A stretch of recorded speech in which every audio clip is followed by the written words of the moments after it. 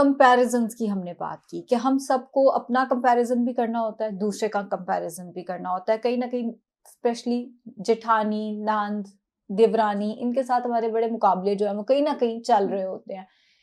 जिसमें हमारी body type भी आ जाती है, जिसमें बहुत सारे और फैक्टर्स भी आ जाते हैं। इससे हम खुद को कैसे निकाल सकते हैं? क्योंकि ससुराल वाले तो नहीं निकलने देते, तुम्हारी जेठानी अच्छी है, देवरानी अच्छी है, वो इतना काम करती है, वो इतने कपड़े इस्त्री कर लेती है, तुम कुछ नहीं कर सकती, सो एंड सो। कैसे निकल सकते हैं? देखिए, बीइंग मेंटल हेल्थ प्रोफेशनल, इसमें मैं एक चीज़ कहूँगी कि हमेशा जब भी हम प्रॉब्लम की बात करते हैं या ट्रिगर्स की बात करते हैं या फैक्टर्स की बात करते हैं, तो उसमें 2 चीज़ें आती हैं। एक होती है रियलिस्टिक और एक होती है अनरियलिस्टिक। अब अगर मैं रियलिस्टिकली देखूँ कि हमारी सोसाइटी में से ये नॉर्म ही ख़त्म हो जाए कंपैरिज़न का, तो शायद इट्स नॉट कंट्रोलेबल। आपके मेरे किसी के कंट्रोल में नहीं है कि सास बात ना करे, नंदे बात ना करे, भाभियाँ बात ना करे या इवन बहन-भाई आपस में एक दूसरे को बुली करना शुरू कर देते हैं। ये पॉसिबल नहीं है। अब मैनेजमेंट की बात आई तो हमने अब देखना है कि पहले तो कौन-सी चीज़ें रियलिस्टिक हैं, हुँ। हम उसके ऊपर काम करते हैं। जैसे वाक़ई कुछ लोग अपना बिल्कुल अगर ख़्याल नहीं रखेंगे तो आप जितने मर्ज़ी अच्छे होगे, आप नहीं अच्छे लगेंगे। या आप बहुत ही डीमोटिवेटेड हो जाओ, आपके पास कैपेसिटी भी है उस काम को करने की, बट आप एक रेज में, एक एग्रेशन में नहीं कर रहे, तो भी हम उसको डिस्करेज करेंगे। बट कुछ चीज़ें होती हैं जो कि कंट्रोलेबल नहीं है। पहले तो हमने अपने आप को उनसे डिसेंसिटाइज़ करना है। जैसे अगर 10 लोग मुझे अच्छा कहेंगे, तो उसमें से 5 लोग मुझे बुरा भी कहेंगे। अब मैं उन 5 लोगों को नहीं निकाल सकती, हुँ। लेकिन मैंने फ़ोकस क्या अपना करना है कि अच्छा 10 लोग मेरे बारे में जो राय दे रहे हैं, मैंने उसको मेंटेन रखना है। मैंने उसके ऊपर काम करना है, मैंने उसमें पर्सिस्टेंट रहना है ताकि मेरी क्रेडिबिलिटी जो है, वो सेट हो जाए। दूसरा इसमें आ जाता है कि हमने फिर डूएबल एंड अनकंट्रोलेबल चीज़ों को जब साइड में कर दिया, तो बात आ जाती है जो मैं कर सकती हूँ, मैंने उनके ऊपर कैसे काम करना है।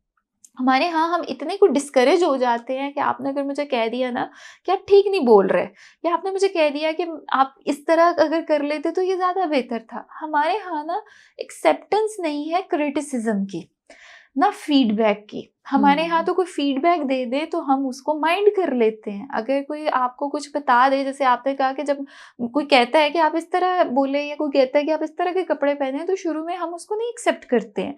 तो दैट इज़ समथिंग, एक नॉर्मल रेजिस्टेंस होती है कि चेंज हमेशा ना बड़ा मुश्किल है, तब्दीली बहुत मुश्किल है। बिल्कुल तो ऐसे ही है। जब भी हुँ। तब्दीली लानी है ना, तो सबसे पहले तो उसको एक्सेप्ट करना है। पहले तो उसको मानना है कि हाँ, अगला कहना क्या चाह रहा है। जो वो हुँ। कह रहा है, वो मेरे से कितना रिलेट करता है। उसमें से जो डूएबल एंड लॉजिकल पार्ट है, वो मैंने निकालना है, और जो इलॉजिकल पार्ट है या जो चीज़ें मेरे कंट्रोल में नहीं है, मैंने उनको साइड पे करना है। और जैसे ही मैंने उनको साइड पे करना होता है ना, it will make you like more consistent on the things जो हम लॉन्ग टर्म चला सकते हैं। तो कंपैरिजन से निकलना है तो इट्स बेटर कुछ जगहों पर अपने आप को डिसेंसिटाइज करो और कुछ जगहों पर एक्शंस ले, ताकि हम उसका आउटकम कर निकाल सकें।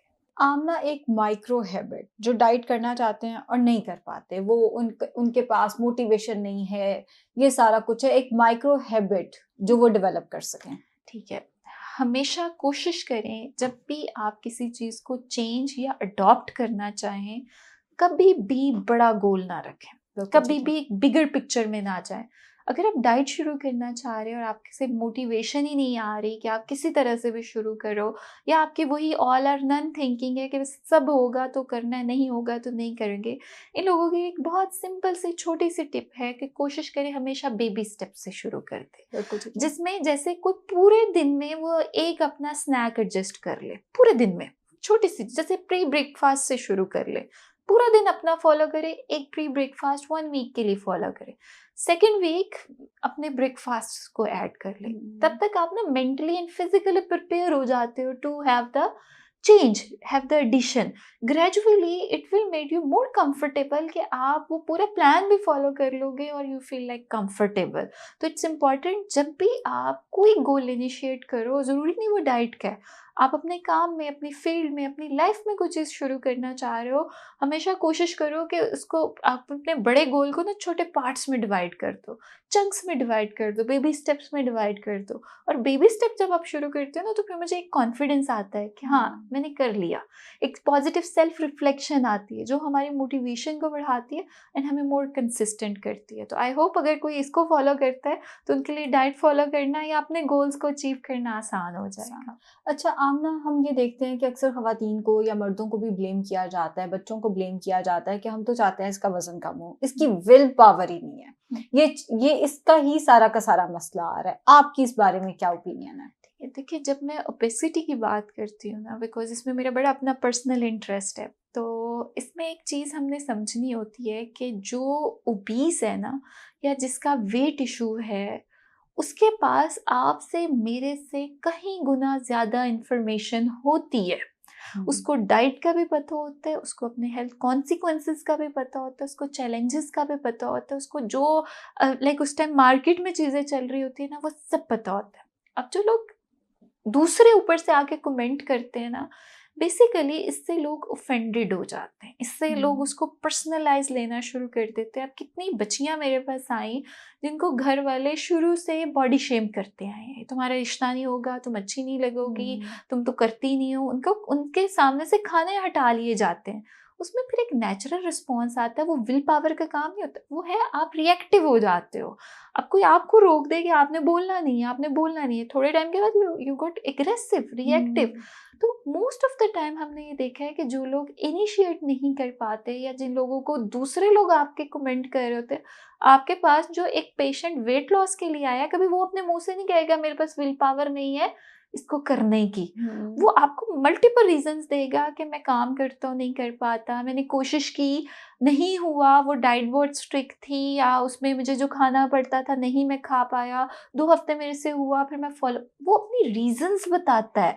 लेकिन जब आप फैमिली से पूछते हैं ना, ये जो आपके पेशेंट के साथ एक बंदा आया हुआ होता है, वो आपको बताता है ना, वो हमेशा नेगेटिव कमेंट करता है। डेफिनेटली या तो वो पे करने वाला होता है, या वो उसके साथ रहने वाला होता है। सो जो कर रहा है, जो फील्ड में है ना, प्लेयर जो है, उसके इमोशंस डिफरेंट है, और जब बाहर स्टेडियम में बैठ के उसको देख रहा है ना, वो उसको डिफरेंट कमेंट कर रहा है। तो it's very important to understand कि जब लोग आपके पास आ रहे हैं अपने वेट इश्यूज को लेकर या अपनी डाइट को मैनेज करने के लिए, तो हमेशा वो 2 पर्सपेक्टिव है, एक पेशेंट का और एक उसकी फैमिली का। तो हम फैमिली को सुनते ज़रूर है, बिकॉज समटाइम्स हमें पेशेंट को समझने में हेल्प मिलती है कि वो कहीं रिएक्टिव तो नहीं है, वो कहीं अग्रेसिव तो नहीं है, कहीं उसको इतना बुली तो नहीं किया गया कि उसको उस चीज़ का एक इतना रेज है कि वो करने की कोशिश करता है, बट वो मेंटली इतना स्ट्रांग नहीं है कि वो नहीं कर पाता।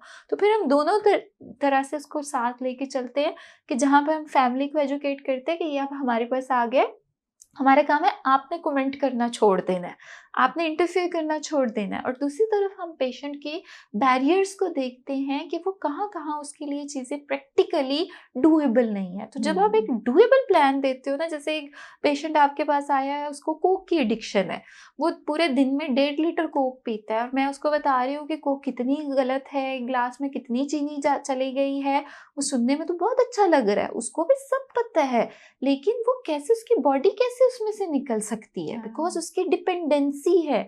तो अगेन वो बेबी स्टेप्स वाली बात आती है कि हमने पहले अगर वो 3 ग्लास कोक के ले रहा था, तो हमने उसको 2.5 पर लेकर आना है, 2.5 से ग्रेजुअली रिवर्स करते जाना है, ताकि आपकी बॉडी भी कोलैप्स ना करे और आप मेंटली अपने आप को प्रिपेयर करो to adapt the change. Thank you so much Aamna, बहुत डिटेल में बहुत सारी बातें आपने हमें समझाई, और उम्मीद है आप लोगों के सवालात के जवाब मिल गए होंगे। आमना के साथ अगर आप इमोशनल ईटिंग से रिलेटेड या आप वैसे कोई सेशन बुक कराना चाहते हैं, तो नंबर स्क्रीन पे बार बार चल रहा है, आप इनसे कांटेक्ट कर सकते हैं। Thank you so much.